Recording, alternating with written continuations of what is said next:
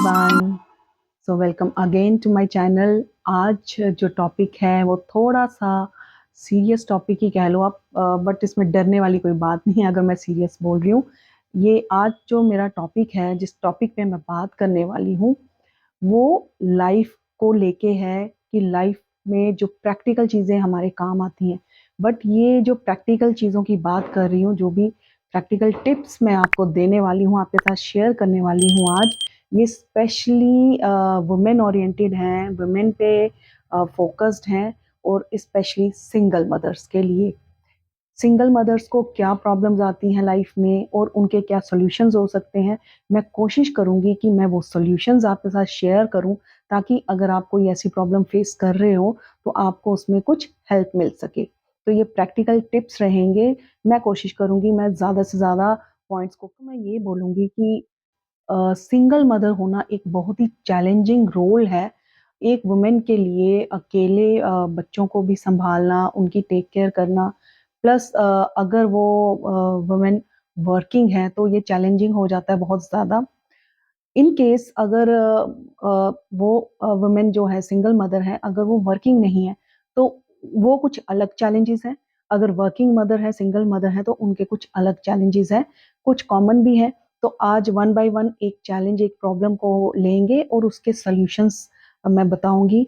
तो ये मैंने थोड़े से पॉइंट्स आपके लिए लिख के भी रखे हैं। अ, थोड़ी मैंने रिसर्च की, थोड़ी स्टडी की, और अपने पर्सनल लाइफ के एक्सपीरियंसेस में मैंने इंक्लूड करे हैं। तो पहले मैं स्टार्ट करूंगी फाइनेंशियल प्रॉब्लम से। क्योंकि बीइंग अ सिंगल मदर, जो फाइनेंशियल प्रॉब्लम्स या चैलेंजेस फेस करने पड़ते हैं, वो मैं बहुत अच्छी तरह समझ सकती हूँ। और फाइनेंस ही, मनी ही एक ऐसी चीज़ है जो हमारी लाइफ को अच्छे से, हम अपने लाइफ को जी सकें और अपने बच्चों को भी अच्छी एजुकेशन दे सकें। तो मनी का इम्पोर्टेंट रोल है, बिकॉज इन सब चीज़ों के लिए मनी चाहिए, फाइनेंस चाहिए, है ना।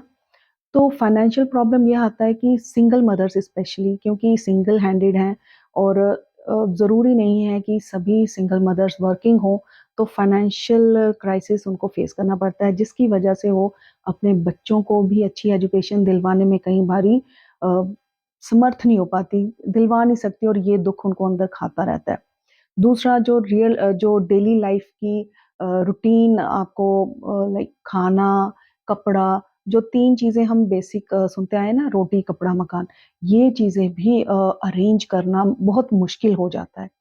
तो अब यहाँ पे क्या है कि सिंगल मदर्स जो डिपेंडेंट हो जाती हैं, या तो अपने पेरेंटल घर में रहेंगी, पेरेंट्स के साथ रहेंगी, उन पे डिपेंडेंट हो जाएँगी, या अपने भाई-भाभीयों के साथ रहेंगी, वहाँ पे वो डिपेंडेंट हो जाएँगी, और अपनी मर्ज़ी से ना तो वो इंडिपेंडेंटली कोई डिसीज़न ले सकती हैं, और एक वो, मैं कहूँगी ना, एक वो बेचारापन वाली जो फीलिंग रहती है ना हमेशा मन में, कि मैं अकेली हूँ, बेचारी हूँ, मैं कुछ नहीं कर सकती, और वो अंदर ही अंदर वो दुःख जो खाता रहता है ना, ये चीज़ मैं चाहती हूँ कि मेरी जो भी सिंगल मदर्स मेरा ये वीडियो देखें, प्लीज़ वो ये ऐसा फ़ील ना करें। इसको एज़ ए चैलेंज लेके इसमें से बाहर निकलने की कोशिश करें। तो कैसे करना है? पहला यही मैं बताऊँगी कि जो फाइनेंशियल स्टेबिलिटी बहुत ज़रूरी है, मस्ट है। फर्स्ट आपकी प्रायोरिटी यही रहनी चाहिए कि हम फाइनेंशियली स्टेबल हो जाएँ। उसके लिए आप ये कर सकते हैं कि आप कोई सोर्स ऑफ इनकम का सर्च करें। आपको, आपके अंदर कोई टैलेंट है, या कोई आपका ऐसा, आपको वोकेशनल कोर्स आपने करा है, या आपको कोई भी काम ऐसा आता है, जैसे स्टिचिंग आती है, या फिर आप कोई डिज़ाइनिंग करते हो, ट्यूशन्स ले सकते हो घर पे, है ना? तो कुछ भी जो आपको आता है, छोटे से स्टार्ट करिए, छोटे काम से भी, कोई भी काम छोटा-बड़ा नहीं होता, बट स्मॉल स्केल से शुरू करिए, धीरे-धीरे कॉन्फिडेंस भी आएगा, और धीरे-धीरे आपकी इनकम भी ग्रो करेगी। और यही इनकम और यही कॉन्फिडेंस आगे आपको लाइफ में हैप्पीली मूव करने में हेल्प करेगी, अपनी लाइफ को अच्छे से जीने में मदद करेगी। तो जैसे अभी आजकल के टाइम पे अगर आप सोर्स ऑफ इनकम की बात करें, तो इंटरनेट की वजह से ऑनलाइन सोर्सेज बहुत अवेलेबल हैं। आप फ्रीलांसिंग कर सकते हो। फ्रीलांसिंग ज़रूरी नहीं है कि आप वेबसाइट डिज़ाइनिंग कर रहे हो, या अगर आपको आता है बहुत अच्छा है, लेकिन वो औरतें, वो फीमेल्स जो टेक से ज़्यादा मतलब टेक को ज़्यादा टेक्नोलॉजी जानती नहीं है तो वो भी कर सकती हैं, स्टिचिंग कर सकती हैं इंस्टा पे या यूट्यूब के थ्रू। जैसे मैं भी आपके साथ यूट्यूब के थ्रू कनेक्ट हो रही हूँ, वो भी अपने कस्टमर्स के साथ, अपने व्यूअर्स के साथ कनेक्ट हो सकती हैं और अपने टैलेंट के बेस पे अर्न कर सकती हैं। तो ये हो गया कि आप you have to find, in case अगर आपको इससे रिलेटेड कोई हेल्प चाहिए तो मैं ज़रूर आपको इसमें कोशिश करूँगी गाइड करने की। दूसरा ये स्टेप है कि अपने अ, अंदर एक आप अपनी एक हैबिट बनाइए बजट करने की, बजटिंग की। क्योंकि कई बारी ऐसा होता है, मेरे साथ भी ऐसा ही होता है कि मैं जो भी इनकम आती है हम क्योंकि अब सब खर्चे करने पड़ते हैं घर के, तो खर्चे हो रहे हैं पता नहीं चलता और फिर सेविंग के नाम पे बचता बहुत कम है, जो कि एक हमारे माइंड में फिर क्या हो जाता है, टेंशन आ जाती है कि बच्चों के लिए आगे पढ़ाई है, उनकी शादी करनी है, उनको एक अच्छा लाइफस्टाइल सेट करके देना है, तो वो टेंशन आ जाती है। और ऑब्वियसली अपना घर हो ये भी एक बहुत बड़ा ड्रीम होता है। तो ये सारी चीज़ें आपको हॉन्ट करने लगती हैं। तो बजटिंग करने की आदत बनाइए। बजटिंग का मैं डिस्क्रिप्शन में आपको बजटिंग का एक फॉर्मेट दे दूंगी जिस पे आप एक्सपेंस और इनकम्स का ट्रैक रख सकते हैं। उसका आप प्रिंट आउट करवा लीजिएगा तो वो आपको वहाँ पे आप पाँच फॉर एग्जांपल एक मंथ का प्रिंट आउट बजट बनाना है तो आप उसमें 30 तक शीट्स निकाल लीजिए, फिर जितनी लगती हैं और उसी को कंटिन्यू करिए। इस तरह से डे वाइज आप एक बजटिंग ट्रैकर जो है अपने पास रखिए। वो प्रिंट आउट आप फ्री, मतलब प्रिंट आउट की कॉस्ट आपको आएगी, अदरवाइज वो जो मैं आपको लिंक दे रही हूँ वो फ्री है, फ्री में आप उसको डाउनलोड कर सकते हो। देन उसके बाद अब आप बजटिंग कर रहे हैं, फाइनेंशियल स्टेबिलिटी के लिए और क्या करना पड़ेगा, आपने income, source of income search करना है। If you are already earning बहुत अच्छा है, उसी में से आप बजटिंग करके अब आपका नेक्स्ट स्टेप रहना चाहिए सेविंग की तरफ, कि आप सेव करें। क्यों? क्योंकि फ्यूचर के लिए तो सेविंग ज़रूरी है। बच्चों की एजुकेशन ये सब तो ठीक है, लेकिन हेल्थ इश्यूज भी आते हैं, बीमार भी हो सकता है कोई घर में, तो इमरजेंसी फंड्स भी आपको चाहिए। तो इमरजेंसी फंड के लिए भी कुछ अमाउंट आपने सेव करके रखना है। देन उसके अलावा थोड़ी बहुत इन्वेस्टमेंट भी कीजिए जितना आपका बजट अलाउ करता है। म्यूचुअल फंड की सिप में आप स्टार्ट कर सकते हो, बहुत कॉमन है। बिकॉज अब सभी लोग तो ऐसा नहीं है शेयर मार्केट ट्रैक कर सकते हैं और सबको नॉलेज भी नहीं होती शेयर्स की। तो इसलिए अगर आप म्यूचुअल फंड के थ्रू जाएंगे तो इसमें आपको कोई सर्च नहीं करना पड़ता, बट ये है कि आपके एक इन्वेस्टमेंट स्टार्ट हो जाती है। उसके अलावा गवर्नमेंट स्कीम्स हैं कुछ, जैसे सुकन्या समृद्धि योजना, और फीमेल्स के लिए भी कुछ इंसेंटिव्स हैं। इवन गवर्नमेंट की पीपीएफ स्कीम आती है, पब्लिक प्रोविडेंट फंड, अगर आप में से किसी को सुना हो, मोस्टली वैसे सब जानते ही हैं, बट अगर किसी ने नहीं सुना तो इसमें आप मनी सेव करते हैं, जो भी आपकी सेविंग रहेगी 1 ईयर में मैक्सिमम आप 1,50,000 तक इसमें डिपॉजिट कर सकते हो। एंड मंथली आप 500 भी स्टार्ट कर दीजिए, कोई मिनिमम कोई वो एक लिमिट नहीं है, बट मैक्सिमम इज 1,50,000। तो 1.5 लाख रुपए तक आप इसमें साल में सेव कर सकते हो। और इसमें है कि इसका फायदा क्या है कि इसमें रेट ऑफ इंटरेस्ट बहुत ज़्यादा है, 7 से 8% के बीच में है अभी, एग्जैक्ट मुझे अभी याद नहीं। बट फायदा क्या होता है कि ये कंपाउंड रेट पे चलता है, कंपाउंडिंग होती है, इसलिए इस पे आपका मनी ग्रो करता है और सेफ भी रहता है बिकॉज ये गवर्नमेंट फंड है। और बट इसमें एक चीज ध्यान रखिए, ये 5 ईयर्स का लॉक इन पीरियड रहता है। 5 ईयर्स तक आप इसमें से विड्रॉ नहीं कर सकती मनी। उसके बाद आप अकॉर्डिंग टू स्लैब्स वो बैंक बैंक के थ्रू कराइए या पोस्ट ऑफिस के थ्रू कराइए, उनकी स्लैब्स रहती हैं कि लाइक आप 50% तक विड्रॉ कर सकते हैं, वो आप कंफर्म कर लीजिएगा। तो इस तरह से आप एक सेविंग की रूटीन बनाइए। इससे क्या रहेगा, धीरे धीरे जब आपका वेल्थ बिल्टअप होता है तो सबसे बड़ी परेशानी यहाँ पे ही आपका जो आप स्ट्रेस थोड़ा सा रिलीज होने लगता है। क्यों? उसके बाद जो नेक्स्ट स्टेप मैं आपको बोलूँगी, सबसे इम्पोर्टेंट है ये भी फाइनेंस के बाद। मैंने फाइनेंस को इसलिए लिया क्योंकि प्रैक्टिकली जब आपको आप चाहे जितने भी दुखी हो, लेकिन जब आपके सामने आपके बच्चे हैं तो जब वो भूखे पेट सोएंगे, माँ एक देख नहीं सकती, और पढ़ाना भी ज़रूरी है, तो मनी, इन सब चीज़ों के लिए मनी चाहिए। So you need financial stability. ठीक है? उसके बाद आपने अपने आप को सँभालना है, अपने आप को इमोशनली स्ट्रॉन्ग करना है। और ये बेचारापन जो है ना, ये पता नहीं क्यों मुझे हमेशा से ये बेचारा वर्ड से बहुत चिढ़ मचती है। क्योंकि कभी किसी ने मुझे भी अगर बोला हो ना बेचारी, तो मुझे बहुत चिढ़ मचती थी कि क्यों भाई बेचारे वाली क्या बात है। अगर आप एक सिंगल मदर भी हो तो मैं तो बोलूँगी वो बाकी वुमेन से बहुत स्ट्रॉन्ग है कि उन्होंने ये एक डिसीजन लिया है और वो अपनी लाइफ की ये सारी जो रिस्पॉन्सिबिलिटी है बहुत ही अ, हिम्मत से, बहुत ही बहादुरी से इसको निभा रही हैं। बहुत बड़ा डिसीजन है ये और इसको लेने के लिए बहुत हिम्मत चाहिए होती है, ठीक है?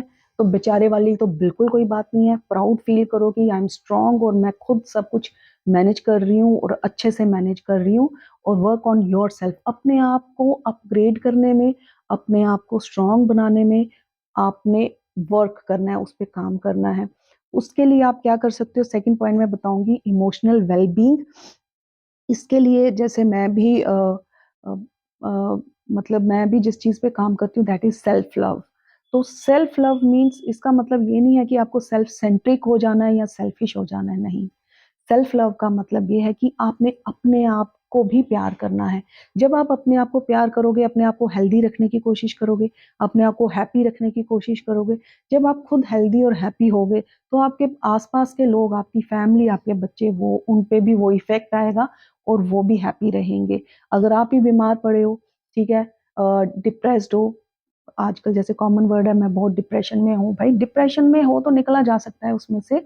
तो आप डिप्रेस्ड हो या डिस्ट्रेस्ड हो, एंजाइटी अटैक्स आ रहे जो भी है, एक आप क्या कहते हैं किसी एक्सपर्ट की, किसी एक्सपर्ट काउंसलर की हेल्प ले सकते हो, अपना थेरेपीज ले सकते हो, प्लस मेडिटेशन जो बहुत ज़रूरी है।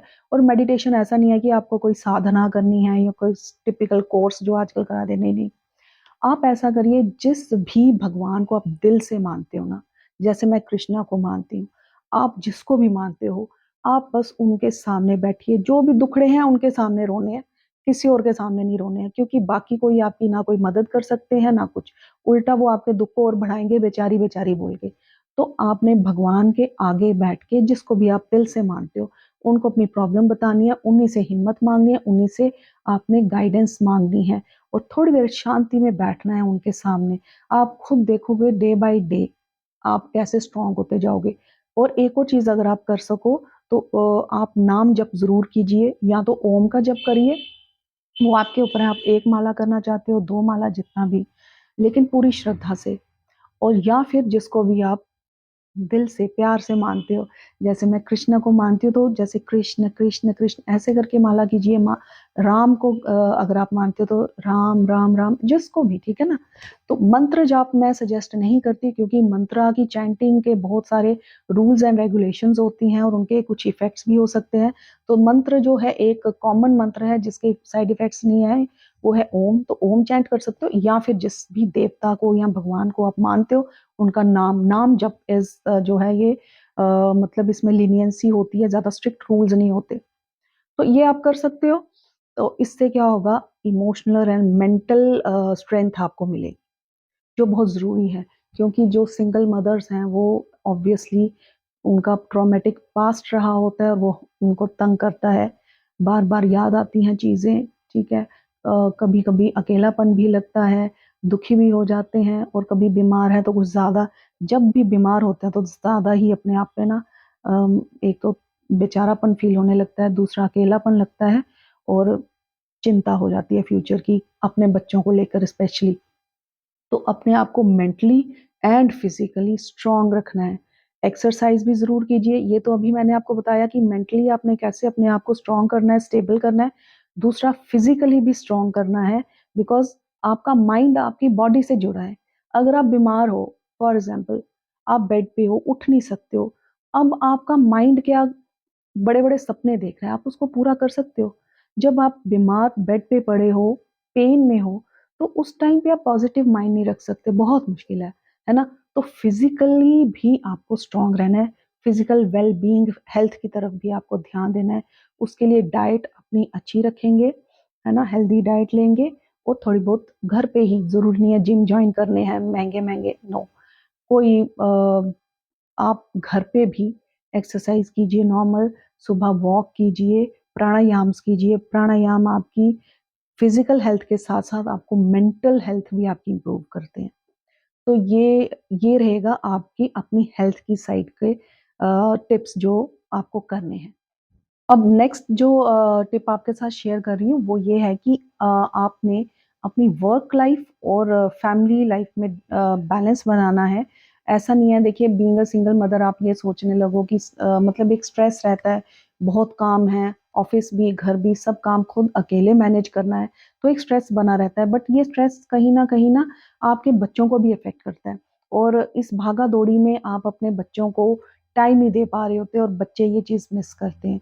तो क्या करना है कि थोड़ा ही टाइम बेशक, क्योंकि आपके पास टाइम है नहीं उतना, तो आपको इस तरीके से प्लान करना है कि आप कुछ टाइम जो वो बच्चों के लिए रखो। वो टाइम फिर स्पेशली वो सिर्फ बच्चों के लिए होना चाहिए एक्सक्लूसिवली, और वो एक ऐसा क्वालिटी टाइम होना चाहिए कि थोड़े टाइम में भी आप एक क्वालिटी कंपनी दो अपने साथ अपने बच्चों को। उसमें आप उनके साथ गेम्स खेल सकते हो, मूवी जा सकते हो, या फिर कोई भी रिक्रिएशनल एक्टिविटी जैसे घर पे इकट्ठे मिलके बेकिंग कर रहे हैं, कुकिंग कर रहे हैं, गार्डनिंग कर रहे हैं। घर पे भी मूवी देख सकते हो, ऐसा नहीं है कि आपको थिएटर्स में या मल्टीप्लेक्स वहीं जाके ही मूवीज़ देखनी है। घर पे पॉपकॉर्न बनाइए खुद से और बच्चों के साथ मिलके मूवी नाइट कीजिए, जो भी जिस तरीके से आप मैनेज कर सकते हो। बट ज़्यादा टाइम अगर नहीं दे पा रहे बच्चों को, एट लीस्ट क्वालिटी टाइम दीजिए उनको। तो ये आपका वर्क और फैमिली लाइफ बैलेंसिंग आ गया। उसके बाद अपने आप को खुश रखने के लिए एक और चीज़ आपने करनी है, जो सेल्फ लव में ही मैं उसको इंक्लूड करूँगी, कि अपनी कोई भी जो आपकी हॉबी है या पैशन है, जो आप भूल चुके हो भई, पीछे छोड़ आए हो, अगर आपका कोई भी ऐसा शौक है तो उसको रिवाइव कीजिए, उसको फिर से उसको उसको फ़ॉलो कीजिए, अपने पैशन को फ़ॉलो कीजिए। आपको स्टिचिंग अच्छी लगती है, आपको पेंटिंग अच्छी लगती है, डिज़ाइनिंग अच्छी लगती है, डांसिंग अच्छी लगती है, गार्डनिंग अच्छी लगती है, जो भी अच्छा लगता है उसे फ़ॉलो कीजिए ज़रूर। लाइक मुझे डांसिंग का बचपन से शौक था बट मैं कर नहीं पाई। बट अभी आई एम प्लानिंग कि मैं स्टार्ट करूं डांसिंग क्लासेस। तो देखिए, इन अपनी हॉबीज को फॉलो करने की कोई एज नहीं होती। अभी यहाँ पे जैसे मैं आपको बताती हूँ कि मेरा चैनल है अबव 40 या after 40 life, specially for women. कैसे आप अपनी लाइफ को अपग्रेड कर सकते हो, 40 के बाद कैसे आप नई जिंदगी जी सकते हो, अपनी जिंदगी जी सकते हो। तो इसलिए ऐसा नहीं है कि डांस नहीं अभी कर सकते, ये नहीं कर सकते, वो नहीं कर सकते। ये जो बैरियर है ना माइंड में, पहले तो इसको हटाना है। उसके बाद आप सब कुछ कर सकते हो, बस आपकी इंटेंशन पॉजिटिव होनी चाहिए। और कोई भी ऐसा काम ना हो भाई जो दूसरों के लिए गलत हो। आप खुद अच्छा काम कर रहे हो तो वो हो सकता है, उसके लिए एज बैरियर कोई नहीं है। और इसलिए जो भी आपकी हॉबी है, पैशन है, उसको ज़रूर फ़ॉलो कीजिए। और उससे भी अच्छी बात ये है कि आप उसी हॉबी या पैशन से आप अर्न भी करो, है ना? उसी को आप अपना प्रोफ़ेशन बना लो, ये और भी अच्छी बात है। तो एक तीर से दो निशाने लग जाएँगे। जैसे आप डांसिंग सीखते हो या आता है, तो आप डांसिंग क्लासेस ले सकते हो, योगा क्लासेस ले सकते हो अगर योगा आता है, और और पेंटिंग आती है तो पेंटिंग क्लासेस ले सकते हो। आजकल तो बहुत सारी ऑप्शंस अवेलेबल हैं, आप बहुत कुछ अपने मन का कर सकते हो, है ना? तो बी पॉजिटिव, एक पॉजिटिव एटीट्यूड एक के साथ आप अपनी हॉबी को फॉलो कीजिए, पैशन को। इससे होगा क्या? एक तो आपके अंदर एक स्पार्क आएगा, लाइफ के प्रति पॉजिटिविटी आएगी, जीने में एक उमंग आएगी जो खत्म हो गई ना, जो किसी भी कारण से। तो वही बात आ गई, अगर आप खुश हो तो आपके बच्चे, आपकी फैमिली खुश रहेगी। उसके बाद नेक्स्ट पॉइंट मैं बात करूँगी। हाँ जी। सबसे जो एक मैं कहूँगी हमारे समाज की, ये कह सकती हूँ कि या तो हमारी या औरतों के लिए ये एक कह सकती हूँ अ, कर्स है ना? कि औरत होना, जैसे हमारे समाज में कहते हैं ना कि ये एक अभिशाप ही है। मैं मानती नहीं हूँ कि औरत होना कोई गलत बात है या औरत में कोई कमी है, बट समाज के पॉइंट ऑफ व्यू से मैं बता रही हूँ। क्यों? क्योंकि अगर एक सिंगल मदर है, तो उसको अच्छी नज़र से नहीं देखा जाता, है ना? और अगर वो सिंगल मदर चाहती है कि वो रीमैरिज के लिए ऑप्ट करे, जाए, फिर से अपनी ज़िंदगी नए सिरे से शुरू करना चाहती है, तो फिर तो और भी उसको अच्छा नहीं मानते, है ना? अम, आप समझ रहे होंगे मैं क्या कहना चाह रही हूँ।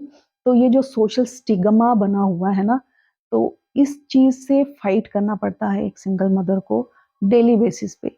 मोहल्ले के लोग, रिश्तेदार, हर कोई मुँह पे आके नहीं बोलेगा, लेकिन पीछे बात करते हैं, और ये चीज़ अंदर ही अंदर पता सबको होती है। और एक औरत को ये चीज़ें अंदर ही अंदर कहीं न कहीं तंग तो करती हैं, वो खुल के जी नहीं पाती, है ना? अगर वो चाहती है मैं अच्छे कपड़े पहनूँ, वहाँ पे प्रॉब्लम आ जाती है, रिस्ट्रिक्ट करते हैं, और मैं चाहूँगी कि आप प्लीज़ इन चीज़ों से अपने आप को रिस्ट्रिक्ट ना करिए। आप एक ह्यूमन बीइंग हैं और आपको पूरा राइट है एक अच्छी लाइफ़ जीने का, अपने हिसाब की लाइफ़ जीने का। अगर पास्ट में कुछ बुरा हुआ है, उसको भूल के आगे नई ज़िंदगी को शुरू करने का, जीने का पूरा हक है आपको। तो इसलिए जो आपको खुशी देता है वो आप कीजिए। सोशल स्टिग्मा, सोसाइटी में वही कहते हैं ना, कुछ तो लोग कहेंगे, लोगों का काम है कहना। तो ये सच बात है। आप उनके हिसाब से भी चलेंगे तो भी वो कुछ ना कुछ ज़रूर कहेंगे। तो इसलिए लोगों के लिए नहीं जीना है, अपने लिए जीना है और अपने बच्चों के लिए। ठीक है? तो ये आई होप ये जो मैंने आपके साथ अपनी बातें शेयर की हैं, मैं टिप्स नहीं बोलूँगी, बिकॉज़ ये रियल लाइफ़ एक्सपीरियंसेस हैं, जो मैंने सीखा और समझा है, और जो मेरी अपनी सोच है वो मैं आप लोगों के साथ शेयर कर रही हूँ। तो आई होप इसमें से किसी को कोई भी हेल्प मिल सके। इन केस कोई भी गाइडेंस अगर आपको चाहिए तो आप कमेंट में लिख सकते हो। मैं ट्राई करूँगी कि कुछ ना कुछ आपको गाइड या हेल्प कर सकूँ, जितनी मेरी नॉलेज है या जानकारी है। और होप आपको अच्छा भी लगा होगा ये वीडियो। इफ़ यू लाइक तो आप प्लीज़ लाइक भी कर दीजिएगा। कमेंट में ज़रूर बताना आप कहाँ से वीडियो देख रहे हो, अ, अपने जो भी आपकी लोकेशन है, और सब्सक्राइब भी कर दीजिए, लाइक भी कर दीजिएगा। और अगर कोई ऐसा आपका फ्रेंड है या नोन है जिसको इस वीडियो की ज़रूरत है, वो ऐसे फ़ेज़ से गुज़र रही हैं, तो उनके साथ शेयर भी कीजिएगा। बाकी मैं सोच रही हूँ कि मैं जल्दी ही इस सीरीज़ को कंटिन्यू करूँगी, और पॉज़िटिव अफ़र्मेशंस कैसे सेल्फ लव, सेल्फ केयर को अ, अपने अंदर इनकलकेट किया जाए, अपनी लाइफ़ में इंक्लूड किया जाए। तो ये सभी वुमेन के लिए के लिए होगा, सिर्फ़ सिंगल मदर्स के लिए नहीं, जिसको भी ज़रूरत है। बिकॉज़ पॉज़िटिविटी और मोटिवेशन ये मेरा हमेशा से मुझे अच्छा लगता है। मैं अपने फ्रेंड्स और कलीग्स में भी जब भी बैठती हूँ, बात करती हूँ, तो वो भी यही कहते हैं कि आपसे बहुत पॉज़िटिविटी मिलती है। बिकॉज़ मुझे ऐसा लगता है कि आपके सराउंडिंग्स में नेगेटिविटी हो सकती है, उसको हम रोक नहीं सकते, लेकिन हम अपने अंदर की नेगेटिविटी को दूर कर सकते हैं, ये पोटेंशियल हमारे अंदर है, और उसके लिए हमें ज़रूर एफ़र्ट्स करने चाहिए। तो मिलते हैं नेक्स्ट वीडियो में, तब तक आप इस वीडियो को लाइक भी कीजिएगा और सब्सक्राइब करिए नए व्यूअर्स जो हैं। See you in the next video, bye and take care.